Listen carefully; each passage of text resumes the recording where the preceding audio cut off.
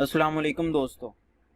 तो दोस्तों वेलकम करता हूं आप सबको मैं टेक्निकल ग्राउंड यूट्यूब चैनल में। तो दोस्तों आज की इस वीडियो में आप जान ही गए होंगे कि हम विंडोज़ 10 को गेमिंग के लिए ऑप्टिमाइज करने वाले हैं। हम अपने पीसी को, अपनी विंडोज़ को, विंडोज़ 10 जो कि नई अपडेट है 2004 वर्जन, उसको हम ऑप्टिमाइज करेंगे गेमिंग के लिए। तो आपको इस वीडियो को लास्ट तक देखना है ताकि आप लोगों का कोई भी स्टेप मिस ना हो और आप एक स्मूथ गेमिंग का फ़ायदा उठा सकें।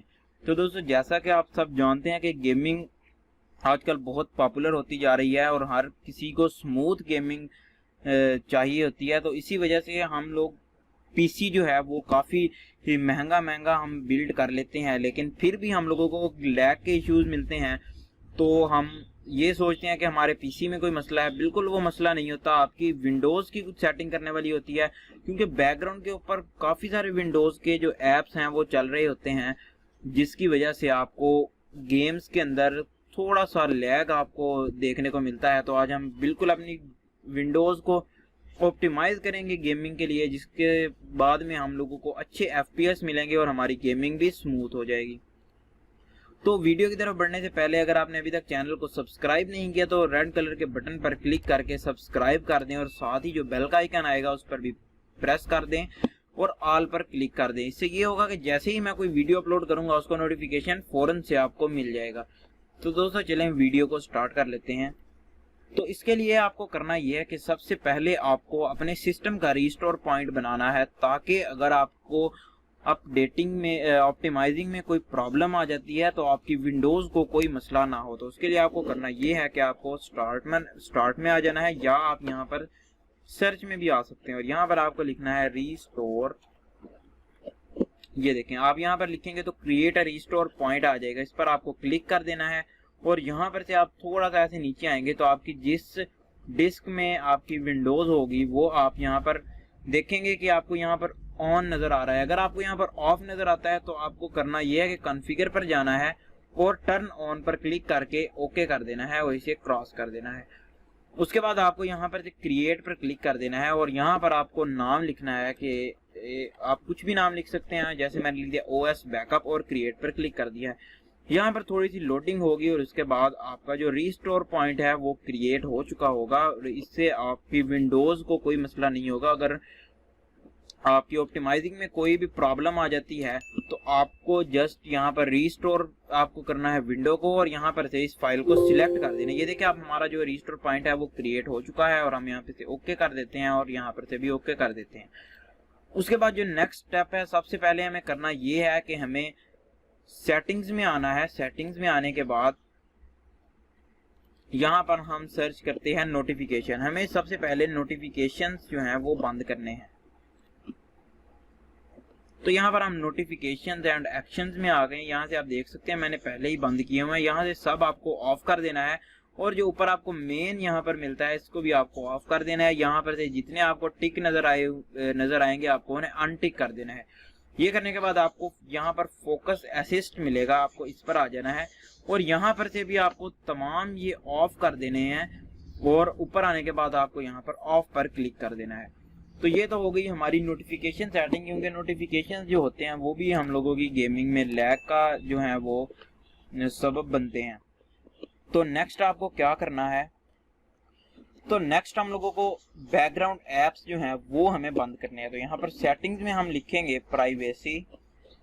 तो यहाँ पर प्राइवेसी हम लिखते हैं तो यहाँ पर आपको नजर आएगा बैकग्राउंड एप्स, आपको इस पर क्लिक कर देना है। इस पर जैसे ही आप क्लिक करते हैं आपको यहाँ पर देखेंगे कि बैकग्राउंड एप्स आपके कुछ चल रहे हैं। आपको ये तमाम एप्स जो हैं ये बंद कर देने हैं और जो जिस ऐप की आपको ज़्यादा ज़रूरत है आप वो रहने भी दें हम बैकग्राउंड पे, नहीं तो अगर आप उस पर क्लिक करेंगे तो वो दोबारा से चल जाएगा। उसके बाद यहाँ पर let apps run in background, इस पर से भी आपको ऑफ कर देना है। तो आपको जो बैकग्राउंड में एप्स चलेंगे वो तमाम बंद हो जाएंगे। तो नेक्स्ट हमें जो है हम लोगों का जैसे ही पीसी स्टार्ट होता है तो स्टार्टअप में जो एप्स आते हैं हम लोगों को वो बंद करने हैं। तो यहाँ पर हम सर्च में लिखेंगे स्टार्टअप एप्स। ये देखें, हम यहाँ पर स्टार्टअप आ गया है। तो आपका जो एंटीवायरस है उसको आप ऑन रहने दें, बाकी तमाम एप्स को आप यहाँ पर से ऑफ कर दें। ऑफ करने के बाद आपका जो जैसे ही पीसी आपका स्टार्टअप है वो स्टार्टअप टाइम थोड़ा सा डिक्रीज हो जाएगा, आपका पीसी जल्दी बूट अप करेगा।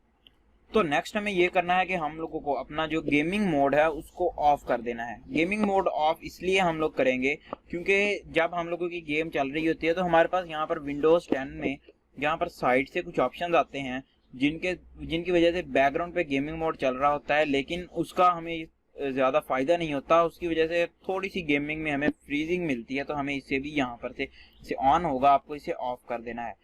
ऑफ करने के बाद आपको ये जो आपकी कंट्रोल पैनल की सेटिंग थी ये तो हो गई है मुकम्मल। अब आपको करना ये है कि आपको अपने पीसी की प्रॉपर्टीज में आ जाना है और यहाँ से आपको एडवांस सिस्टम सेटिंग्स में आना है। इसमें आने के बाद आपको यहाँ परफॉर्मेंस का टैब मिलेगा, इसमें आपको सेटिंग्स में जाना है और कस्टम पर आपको क्लिक कर देना है। कस्टम पर क्लिक करके आपको यहाँ पर smooth edges of screen fonts और यहाँ पर आपको जो नेक्स्ट आपको यहाँ पर मिलेगा वो है आपको शो थंबनेल्स, ये show thumbnail instead of icon.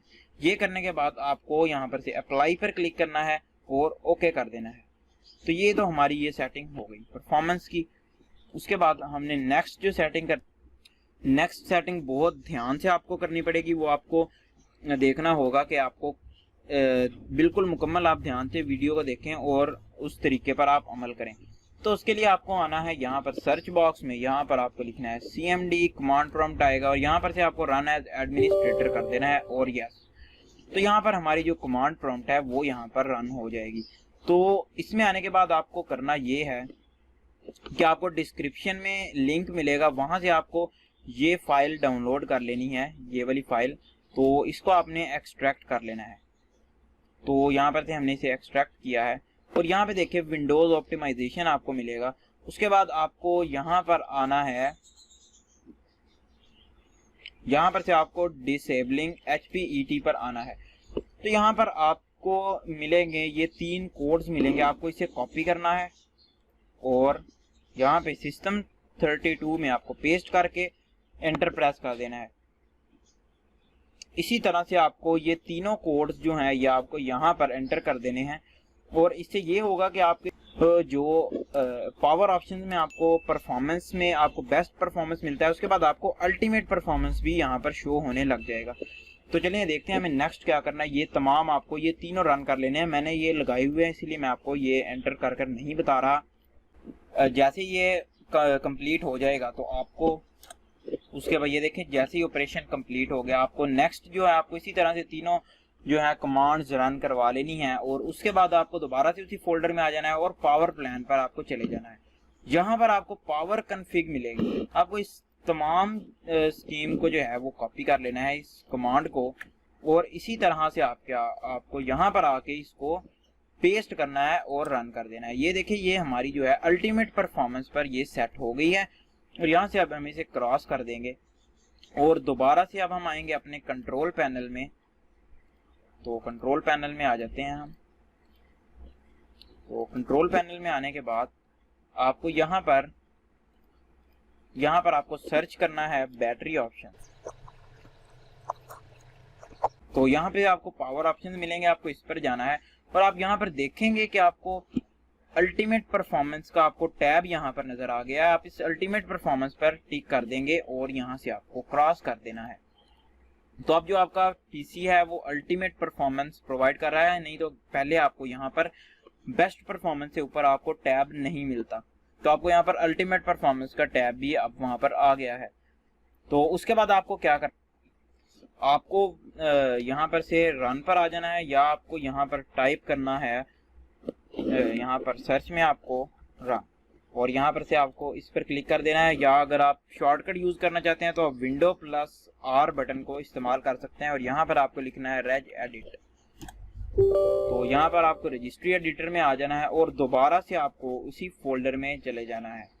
यहाँ पे H की लोकल मशीन पर आपको क्लिक कर देना है, दोबारा से उस फोल्डर में जाएंगे और यहाँ पर ये आपको रजिस्ट्री एडिटर के नाम से मिलेगा। आपको इसके नीचे जो कोड लिखा है आपको इसे कॉपी कर लेना है, एड्रेस लिखा होगा, और दोबारा से इसमें आने के बाद आपको यहाँ पर उसको पेस्ट कर देना है और एंटर प्रेस कर देना है।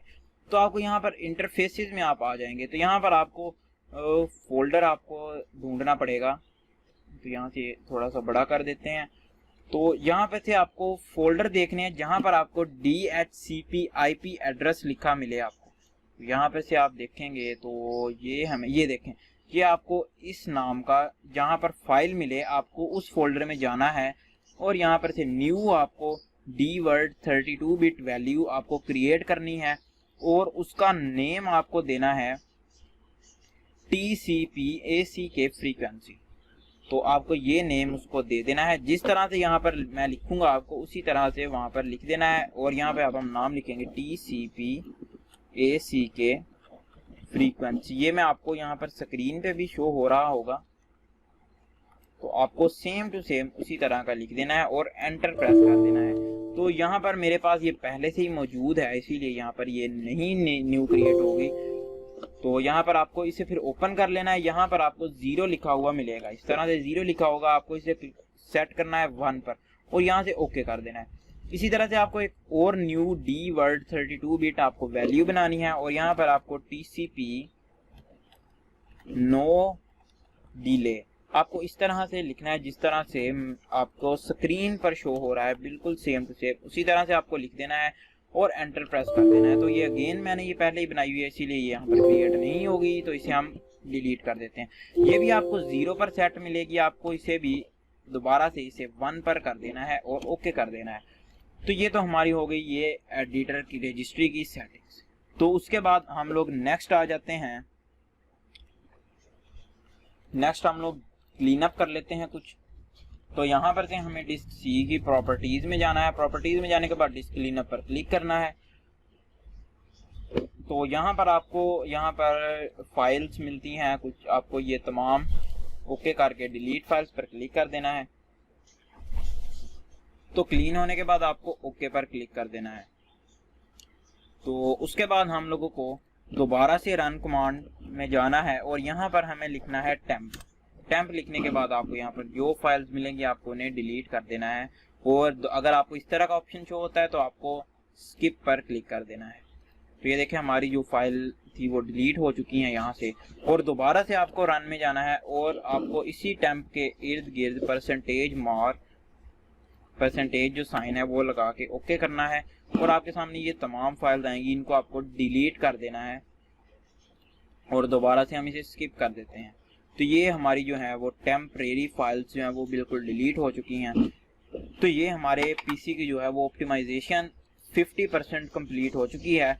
और नेक्स्ट जो है आपको इसी फोल्डर में दोबारा से आना है। ड्राइवर एंड सॉफ्टवेयर आपको मिलेंगे, इसके अंदर आपको VC Redist नाम का फोल्डर मिलेगा, आपको इसे इंस्टॉल कर लेना है। यहाँ पे मैंने इंस्टॉल किया हुआ है, आपको यहाँ पर इंस्टॉल का ऑप्शन मिलेगा, आपको इसे इंस्टॉल कर लेना है। तो इंस्टॉल करने के बाद आपको यहाँ पर Intel driver and support assistant मिलेगा, आपको इसको भी इंस्टॉल कर लेना है अपने पीसी में और ये आपको रीडायरेक्ट कर देगा। तो ये इंस्टॉल करने के बाद आपको ये रीडायरेक्ट करेगा इंटेल की वेबसाइट पर, वहां पर से आपको अपने तमाम ड्राइवर्स जो हैं वो अपडेट कर लेने हैं। उसके बाद डायरेक्ट वेब सेटअप है, ये वेबसाइट सेटअप है, ये मैंने इंस्टॉल किया हुआ है। तो आपको इंटरनेट कनेक्शन हो तो आप यहाँ पर इसको इंस्टॉल करें, ये कुछ टाइम लेगा, आपके इंटरनेट स्पीड पर है कितना टाइम लेता है और उसके बाद ये डन हो जाएगा। उसके बाद आपको यहाँ पर CC सेटअप मिलता है, ये है कैशे क्लीनर का सेटअप है। यहाँ पर आप देख सकते हैं ये आपको इस तरह का सॉफ्टवेयर मिलेगा इंस्टॉलेशन के बाद। ये मैं अभी रन कर दिया है। तो यहाँ अपडेट का बोल रहा है, आप इसे अपडेट कर सकते हैं वरना आप इसे नो कर दें। और उसके बाद आपको यहाँ पर रजिस्ट्री में आ जाना है। रजिस्ट्री में आने के बाद स्कैन फॉर इश्यूज पर आपको क्लिक कर देना है। तो आपके सामने ये तमाम इश्यूज यहाँ पर हमें बता देगा। तो यहाँ पर आपको फिक्स सिलेक्टेड इश्यूज पर आपको क्लिक करना है और यहाँ पर आपको कह रहा है कि आप एक बैकअप क्रिएट कर लें। तो हाँ, हम जरूर बैकअप बनाएंगे ताकि हम लोगों का डाटा लॉस ना हो। तो यहाँ पर हम यहाँ पर रजिस्ट्री फाइल्स बैकअप, तो ये लिखने के बाद हम इस नाम से इसे सेव कर देते हैं और फिक्स ऑल सिलेक्टेड इश्यूज पर क्लिक करेंगे तो तमाम इश्यूज जो हैं वो हमारे क्लियर हो चुके हैं। तो उसके बाद आपको कस्टम क्लीन पर क्लिक करना है, एनालाइज पर आपको क्लिक कर देना है। एनालाइज पर क्लिक करने के बाद आपको यहाँ पर से ये इंटरनेट की जो हिस्ट्री वगैरह होती है, ये आपको तमाम यहाँ पर एप्लीकेशन में आपके पास जो ब्राउजर्स हैं आपको यहाँ पर से अनटिक कर देना है और बाकी जो है आपको इसी तरह से रहने देने हैं। और सिर्फ आपको ब्राउजर्स की जो है इस तरह टिक लगे होंगे आपको वो हटा देने हैं और यहाँ पर से रन क्लीनर पर आपको क्लिक कर देना है और कंटिन्यू। तो ये जो है हम लोगों की जो फाइल्स हैं कैशे फाइल्स वो डिलीट कर देगा, जिससे हमारे पीसी की परफॉर्मेंस कुछ बेटर हो जाएगी। तो नेक्स्ट स्टेप में आपको दोबारा से उसी फोल्डर में आ जाना है। ये फोल्डर आपको कहाँ से मिलेगा, आपको डिस्क्रिप्शन में लिंक मिल जाएगा, आप वहाँ से इसे डाउनलोड कर लेंगे। तो यहाँ पर आपको मिलेगा क्विक CPU सेटअप, इसको आप एक्सट्रैक्ट हेयर करेंगे। आपकी जिस तरह की विंडोज होगी 32 बिट या 64 बिट आपको इसको इंस्टॉल कर लेना है। इंस्टॉल करने के बाद आपको ये क्विक CPU इस तरह का कुछ इंटरफेस आपको मिलेगा। तो यहाँ पर लोडिंग होगी कुछ टाइम और उसके बाद आपको यहाँ पर आपके CPU का तमाम स्टेटिस्टिक्स शो होने लग जाएगा। तो यहाँ पर आपको पावर प्लान जो है वो पावर प्लान अल्टीमेट परफॉर्मेंस पर आपको टिक कर देना है और यहाँ पर से अप्लाई कर देना है और कोई सेटिंग आपको यहाँ पर से चेंज करने की ज़रूरत नहीं है। तो ये हो गई हमारी CPU की सेटिंग। तो नेक्स्ट आपको दोबारा से इसी फोल्डर में आ जाना है और आपको यहाँ पर मिलेगा ICLC सेटअप मिलेगा। आपको यहाँ पर इसको भी एक्सट्रैक्ट हेयर कर लेना है और यहाँ पर ये देखें इसको आपको इंस्टॉल करना है। तो यहाँ पर आपको क्या करना है, आपके जितने गीगाबिट्स की रैम है आपको उसकी लीस्ट में आपको लिखना है 1024 और यहाँ पर आपकी जो लीस्ट यानी कि आपकी अगर 6 GB रैम है 4 GB रैम है तो आपको यहाँ पर 2 GB की लिख देना है। आप कैलकुलेटर से कैलकुलेट कर सकते हैं। 102 फॉर 1 गीगाबिट बनाते हैं तो आपको उस हिसाब से आपको यहाँ पर सेट कर लेना है। मेरे पास यहाँ पर 6 गीगाबिट्स की रैम है तो मैं यहाँ पर कैलकुलेटर में जाता हूँ और यहाँ से हम इसे सेट कर लेते हैं 24 × 3 इक्वल्स। तो यहाँ पर मैं 3072 यहाँ पर इंटर करूँगा 3072 और यहाँ पर से हम इसे स्टार्ट कर देंगे। तो ध्यान में ये रहे कि आपको ये जो लास्ट वाली सेटिंग है ये आपको करनी है जब आपने गेम चलाने लगना है। जैसे आप किसी भी गेम को चलाने लगे आपको इसे स्टार्ट इस तरह से सेट करके स्टार्ट कर देना है। तो ये तमाम जो ये स्टार्ट करना है ये आपको अपना पीसी एक बार ऑप्टिमाइजेशन की जैसे ही आपने सेटिंग कर ली है तो आपको अपने पीसी को करना है रीस्टार्ट करने के बाद आपको इस ICLC जो सेटअप है ISLC सेटअप इसको आपको रन करना है और ये जो मैंने आपको सेटिंग बताई है वो आपको करके यहाँ पर स्टार्ट कर देना है और उसके बाद आपको गेम चलानी है। तो रीस्टार्ट आपने ज़रूर कर लेना है तमाम सेटिंग करने के बाद और जैसे ही गेम चलाने लगें ये ISLC सेटअप के ऊपर जाके सेटिंग करें और अपनी गेम चलाएं, आपको बहुत अच्छी परफॉर्मेंस मिलेगी। तो दोस्तों मैं उम्मीद करता हूं कि आपको वीडियो अच्छी लगी होगी। तो प्लीज़ वीडियो को लाइक करें, अपने दोस्तों के साथ शेयर करें और चैनल अभी तक सब्सक्राइब नहीं किया तो प्लीज़ सब्सक्राइब कर दें और साथ ही बेल के आइकन को भी प्रेस कर दें ताकि जैसे ही मैं कोई वीडियो अपलोड करूं उसका नोटिफिकेशन फ़ौरन से आपको मिल जाए। तो दोस्तों मिलेंगे एक अगली वीडियो में किसी और अच्छे से टॉपिक के साथ, तब तक के लिए अल्लाह हाफिज़।